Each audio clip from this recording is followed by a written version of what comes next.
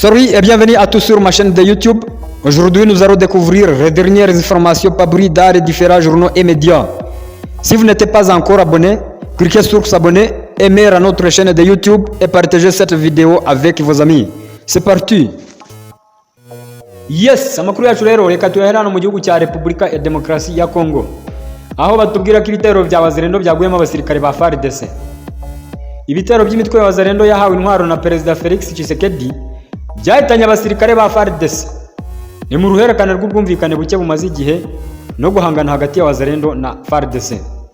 Radio Okapi dukesha iyi nkuru ivuga ko ibico byakozwe na Wazalendo bigambiriye guhitana abasirikare ba leta ya Kongo muri teritwari ya Lubutu na Punya mu ntara ya Maniema. Byabaye kwa gatandatu no ku cyumweru tariki ya 28 z'uku kwezi kwa 9 2025. Ibyo bitero byahitanye abantu batanu barimo abasirikare ba leta ya Kongo FARDC n'abarwanyi ba Wazalendo. Wazalendo banatwaye intwaro zari zifitwe n'abo basirikare ba leta. Lawamo Selemani Taila, Minisitiri w'Ubutegetsi n'Umutekano ku rwego rw'intara ya Maniema, avuga ko abo barwanyi ba Wazalendo basobanura impamvu z'ibyo bitero byabo kari kugaragaza ko batishimiye umuyobozi w'ingabo mushya washyizweho ngayobora abasirikare muri ziriya teritwari. Uyu muyobozi yamaganye imyitwarire y'abo barwanyi, avuga ko ari imyitwarire mibi itarimo kubaha, agasaba inzego z'ubuyobozi ku rwego rw'igihugu gukemura ibyo bibazo byabaye intandaro y'umutekano muke. Yakomeje agira ati, imicungire ya Wazalendo mu ntara ya Maniema imaze kuba ikintu giteye impungenge. Ubu batangiye guhangara abashinzwe umutekano bikageraho imirwano imena amaraso. Ubusanzwe bakagombye kubaha abantu bakorana n'igisirikare. Lawamo Selemani Taila avuga ko gutandukira inshingano kw'iyi mitwe ya Wazalendo ikoreshwa n'abantu ku nyungu zabo nk'uko umuyobozi abyemeza, bituma umutekano ukomeza kuba muke, bigatuma kubasha gukemura ikibazo bigorana. Yavuze ko nta gikozwe hazongera hakameneka amaraso bitewe n'uko ikibazo kiri hagati ya Wazalendo na FARDC kitarabonerwa igisubizo. Taila Selemani avuga ko yiteguye ko hari ikigiye gukorwa mu maguru mashya n'ubutegetsi bwo ku rwego rw'igihugu kugira ngo busobanure inshingano nyazo za Wazalendo. Mbere bakoraga nk'abafatanya n'ingabo za leta, ubu bakaba ari bamwe mu bahanganye nazo nk'uko uriya muyobozi abivuga. Uretse aha muri Maniema, muri Kivu y'Amajyepfo by'umwihariko muri Uvira, ubigenzurwa n'ingabo za leta. Amaze iminsi hari uguhungabana gukomeye kwaguyemo abasirikare ba leta n'abarwanyi ba Wazalendo n'abaturage b'abasivili biturutse ku myitwarire ya Wazalendo ubu yarenze imbibi z'ubushobozi bw'inzego za leta zisanzwe, rimwe na rimwe n'abasirikare batagifite ububasha bwo kugenzura Wazalendo. Wazalendo aho bayoboraga bagaragara mu mashusho y'ibikorwa biteye isoni byo guhohotera abaturage. Akaba ari ukubyifasha no mu gihugu cya Kongo, by'umwihariko kuri aba barwanyi ba Wazalendo.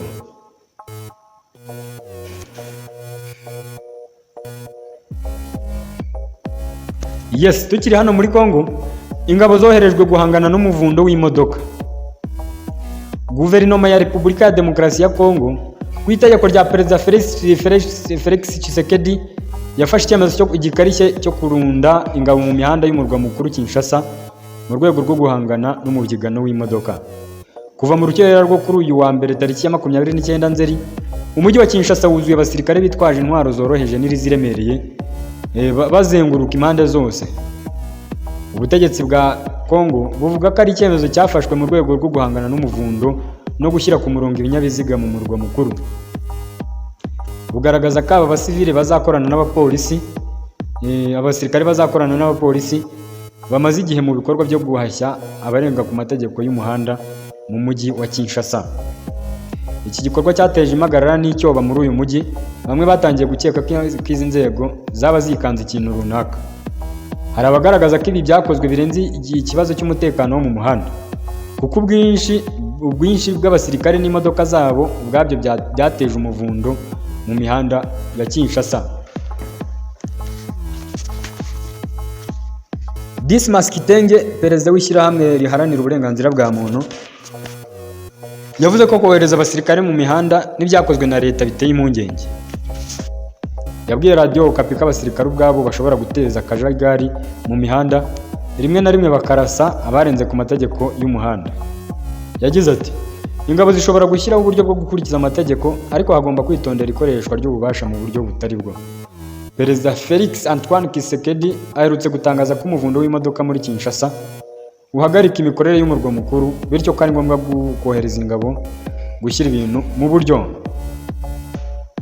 Abaturage bavuga ko kubaka imihanda mishya, gusana iyangiritse, guca ruswa yamunze igipolisi, guhangana abasirikare n'abanyacyubahiro banyura sans unité ari byo byagabanya umuvundo muri uyu mujyi urangwamo ibinyabiziga byinshi harimo n'ibipfira mu nzira.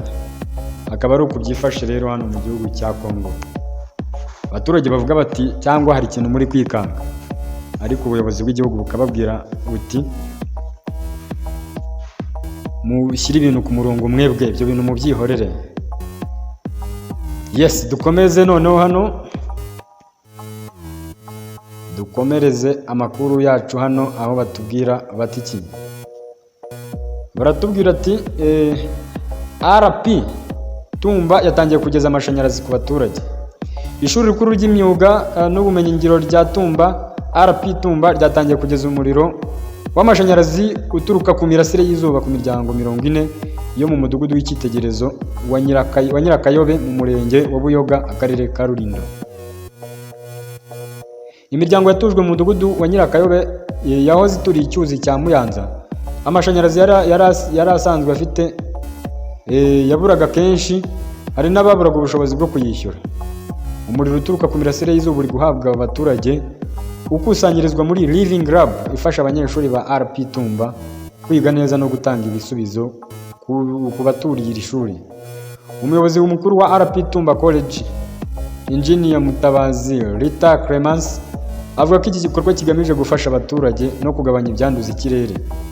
Yagize ati iyi hub ifasha abanyeshuri gushyira mu bikorwa ibyo biga, kuko intego atari ugutsindira amanota gusa, ahubwo ari ukwiga ibitanga ibisubizo muri rubanda. Turasaba abaturage gufata neza uyu muriro no kuwubyaza umusaruro. Bamwe mu baturage bahawe umuriro ukomoka ku mirasire y'izuba bavuga ko bizabafasha mu iterambere ryabo, kuko amafaranga baguraga umuriro usanzwe bagiye kujya bayazigama. Ashimwe Raisa yagize ati iterambere ryacu rigiye kwiyongera kuko tugiye kuzigama ayo twatangaga ku muriro, kandi impungenge zo kuwubura zirashize. Umunyamabanga nshingwabikorwa w'akarere ka Rulindo Nshimiyimana Dieudonné yashimiye RP Tumba avuga ko ibi biri mu mihigo yo kongera amashanyarazi nk'uko biteganywa na gahunda ya leta. Yakomeje agira ati ikindi kandi biri gukorwa n'abana bacu bagacanira abaturage, kandi bari no gukarishya ubumenyi bwabo. Natwe nk'akarere tuzakomeza kongerera abaturage amashanyarazi. Sitasiyo y'amashanyarazi yo mu mudugudu wa Nyirakayobe yubatswe na RP Tumba College n'abafatanyabikorwa barimo Grita ku nkunga ya Erasmus, izafasha abanyeshuri kwiga no kugeza ku mashanyarazi abaturage. Akaba ari ukurero byifasha no mu karere ka Rulindo. Yes, ariko wowe utarakanda subscribe nyamuneka wayikanda kugira ngo tujye tubana mu makuru menshi abagenda avugwa. Yes, dukomereza hano aho batubwira bati amategeko avuga iki iyo umubyeyi utwite apfuye cyangwa umwana akamupfira mu nda. Abantu benshi rero hano mukunze kubyibaza, akaba ariyo mpamvu tugiye kubinyuramo. Yes, guverinoma y'u Rwanda iherutse gutangaza ko itegeko nimero 026 akarongo kaberamye 2025 zo kuwa 17 Nzeri 2025 rigenga serivisi z'ubuvuzi ryasohotse mu igazeti ya leta idasanzwe nimero yo kuwa 18 Nzeri 2025. Ni itegeko rikubiyemo ingingo mu gusobanura byinshi bijyanye n'ubuvuzi n'ubuzima mu Rwanda ndetse n'amategeko abugenga. Muri izi ngingo ya 13 ivuga ko icy'amategeko avuga mu gihe umugore apfuye atwite. Agace ka mbere kayo kavuga ko mu gihe umugore apfuye atwite inda igejeje nibura ku byumweru 22 ariko uwo mwana akiri muzima, ukora umwuga wo kuvura wemeje urupfu rwe yihutira gukora ibishoboka byose kugira ngo arokore ubuzima bw'umwana. Iyo umwana yapfiriye mu nda atandukanywa na nyina. Agace ka kabiri kavuga ko iyo umugore apfuye atwite inda iri munsi y'ibyumweru 22 no kuva amezi 5 umubiri we ntutandukanywa n'umwana yari atwite. Ingingo ya 14 y'iryo tegeko rigenga serivisi z'ubuvuzi rivuga ko umugore utwite umwana yamupfiriye mu nda, ukora umwuga wo kuvura asuzumye umugore utwite akemeza ko umwana utwite yapfiriye mu nda, amuha ubufasha bwihuse bwo kumubyaza kugira ngo harengerwe ubuzima bwe hakurikijwe amabwiriza y'ubuvuzi abigenga. Amategeko avuga iki ku kwemeza urupfu no gusuzuma icyaruteye? Ingingo ya 12 yivuga ko kwemeza urupfu, agace kayo ka mbere kavuga ko ukora umwuga wo kuvura ubufitiye ububasha nyuma gusuzuma uguhagarara burundu kw'imikorere yose y'umubiri w'umuntu yemeza urupfu kandi akandika mu ifishi y'abakoresha serivisi z'ubuvuzi igihe urupfu rwabereye n'icyaruteye. Agace ka kabiri kagira kati ukora umwuga wo kuvura akora kandi kopi ebyiri z'icyemezo cy'urupfu cyerekana ibisobanuro birambuye ku bijyanye n'imiterere y'uburwayi, icyateye urupfu n'ibikorwa byose by'ubutabazi cyangwa ubuvuzi byakorewe ukoresha serivisi z'ubuvuzi upfuye. Kopi imwe ihabwa umuryango w'uwapfuye, indi ikabikwa n'ikigo cy'ubuvuzi ku buryo amakuru ashobora kuboneka igihe yakenererwa. Agace ka gatatu k'ingingo ya 12 gakomeza gasobanura ko nyuma yo kwemeza urupfu no gukora icyemezo cy'urupfu, ukora umwuga wo kuvura yohereza umubiri w'umuntu wapfuye mu buruhukiro igihe umuryango we utiteguye guhita uwutwara.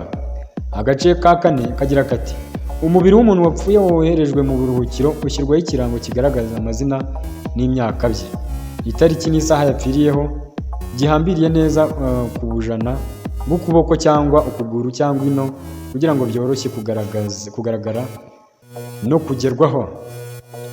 Mu gihe aka gace ka 5 gasobanura ko iyo umubiri w'umuntu wapfuye udafite amaguru n'amaboko, ukora umwuga wo kuvura ashyira ikirango ku kindi gice cy'umubiri.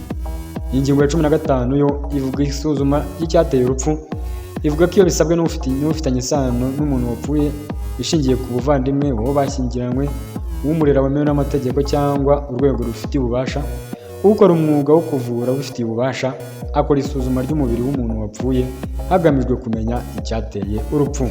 Akaba ari uko byifashe rero muri aya makuru yagiye asohoka mu binyamakuru bigiye bitandukanye.